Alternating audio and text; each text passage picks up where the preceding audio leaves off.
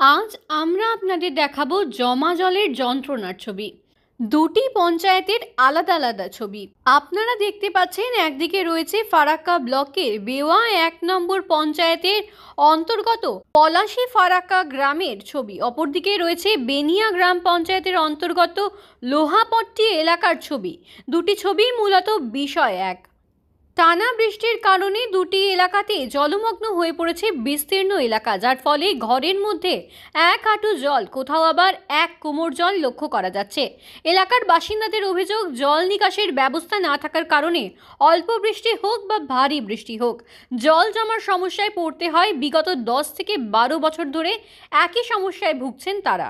এই জল জমার কথা এলাকার জনপ্রতিনিধি সহ প্রশাসনকে জানিয়েও কোনো রকম কোনো সুরাহা হচ্ছে না।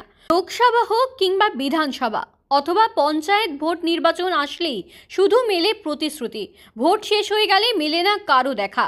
এমনই বিস্ফোরক অভিযোগ এলাকার বাসিন্দাদের। এলাকার বাসিন্দারা আরও জানাচ্ছেন, ঘরের মধ্যে জল ঢুকে যাওয়ার কারণে রাতে ঘুমোতে তো দূরের কথা, রান্নাবান্না পর্যন্ত ঠিক করে সম্ভব হচ্ছে না।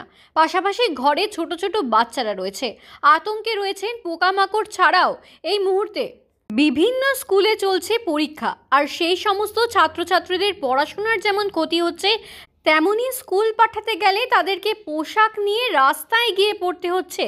অবিলম্বে এই সমস্যার সমাধানের আর্জি জানাচ্ছেন এলাকার বাসিন্দারা।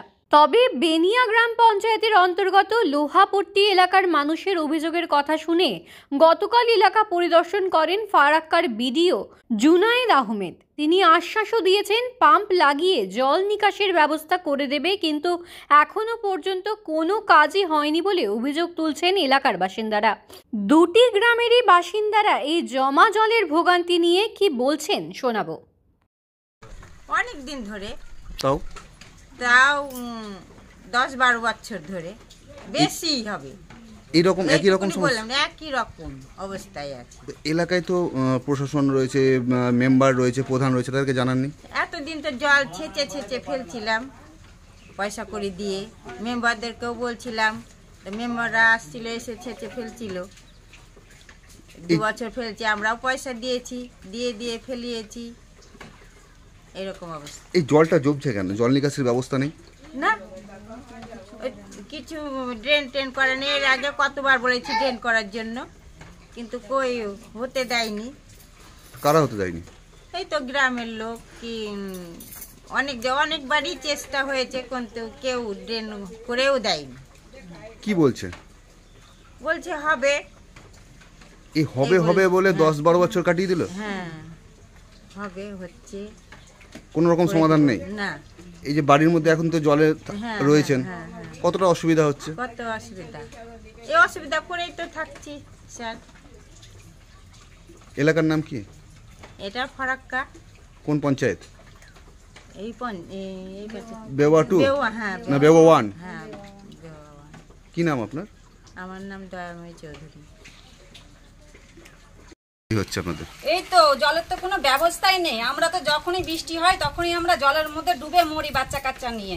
এমন আমাদের অসুবিধা হচ্ছে, খাওয়া দাওয়া থাকা খুবই অসুবিধা হচ্ছে। কেউ তো কোনো কিছু ব্যবস্থাই করছে না। এই যে আমরা যে ডুবছি, আসবে এসে দেখবে, সেটাও দেখছে না। যে 2 বাড়ির লোক যে ডুবে মরছে, একটু কোনো ব্যবস্থা করে দিবে জল পাস করার, সেটাও করছে না। তো আমরা কিভাবে বাচ্চা কাচ্চা নিয়ে থাকবো? আমাদের এতই অসুবিধা হচ্ছে, হয়তো একবেলা করতে পারছি না, রান্না করতেও পারছি না, খেতেও পারছি না। এই যে বাচ্চা কাচ্চাকে নিয়ে থাকছেন জলের মধ্যে, পোকামাকড়ের ভয় নেই? সবই আসছে তো, সবই আসছে, পোকামাকড় সবই আসছে। পোকামাকড়ের মধ্যেই তো আমরা বাস করছি। কি করব? কিছু যদি করেও দেয়, ছবলও যদি দিয়ে দেয়, তবুও যে আমাদের যে ক্ষমতা আছে যে আমরা যে নিয়ে দৌড়াবো বাচ্চাটাকে, সেটাও ক্ষমতা নেই এই জলের মধ্যে। কি করে যাব?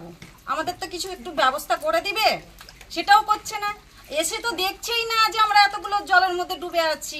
মেম্বার প্রধান কেউ না, কেউই আসছে না।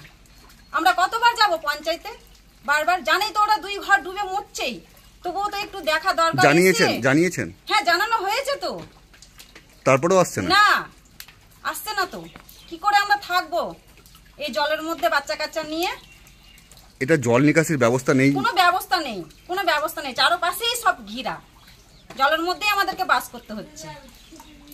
কোনো ব্যবস্থাই নেই। একটু যদি কোনো ব্যবস্থা করে দেয়, জেনারেটর লাগিয়ে যদি জলটা পাস করে দেয়, সেটাও করছে না। তো আমরা কিভাবে থাকবো? আমরা যে এই 2 ঘর যে অসুবিধায় যে মরছি, জলের মধ্যে জলময় হয়ে আছে, থাকাই তো কঠিন হয়ে যাচ্ছে। কি নাম আপনি? আমার নাম পিঙ্কি চৌধুরী। এলাকাটার নাম? এলাকার নাম হচ্ছে ফারাক্কা কালী মন্দির।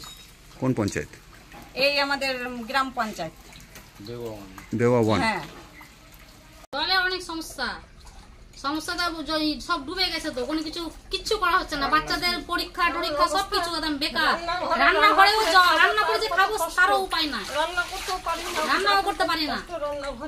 এই যে ছোট ছোট বাচ্চাদের নিয়ে পোকা মাকড় থেকে শুরু করে বিভিন্ন অসুবিধার মধ্যে পড়তে অসুবিধা সম্পূর্ণ। ভিডিওকে এর আগে বলা হয়েছে, তাও কোনো ব্যবস্থা হয়নি। আবার কালকে এসে দেখে গিয়েও কোনো ব্যবস্থা হয়নি। কে দেখে গেছেন? ভিডিও স্যার দেখে গেছেন। নিজে এসেছিলেন? নিজে এসেছিলেন, দেখে গেছেন, তাও কোনো ব্যবস্থা নেই। কি বলছেন তাহলে? দেখে বলছে ব্যবস্থা করে দিব, কিন্তু কিচ্ছু করছে না। যেভাবে আছি ওইভাবেই বাস করছি, কোনো কিছু করার নাই। বলে যাচ্ছি যে ওই ড্রেনের ব্যবস্থা করেন, ওটাও কিছু করছে না। এখানে কি জল নিকাশের ব্যবস্থা নেই? না, জল নিকাশের ব্যবস্থা নেই। স্কুলে বাচ্চাদের পরীক্ষা চলছে, বাইরে নিয়ে যে ড্রেস পরাতে হচ্ছে, কি করব? এই জলে কি ড্রেস পরানো হবে?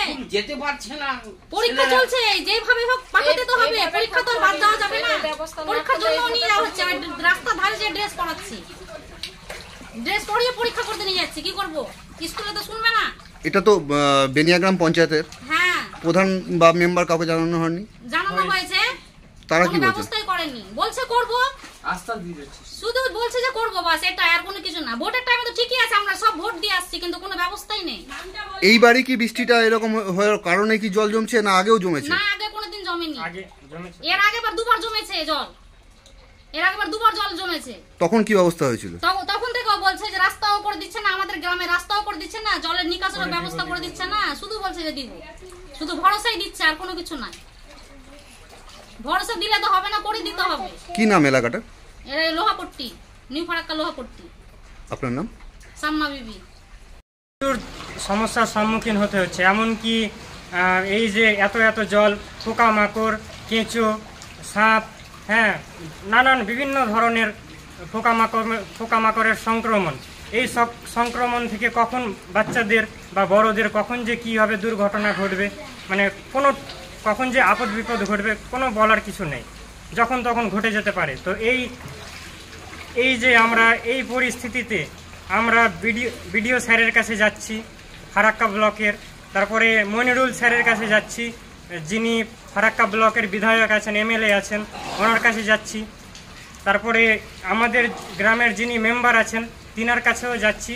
তো সবাই শুধু বলছেন কি ঠিক আছে, আমরা রাস্তার ব্যবস্থা করে দিচ্ছি, ড্রেনের ব্যবস্থা করে দিচ্ছি, যাতে জলটা এদিক দিয়ে পাস হয়ে গঙ্গাতে চলে যায়।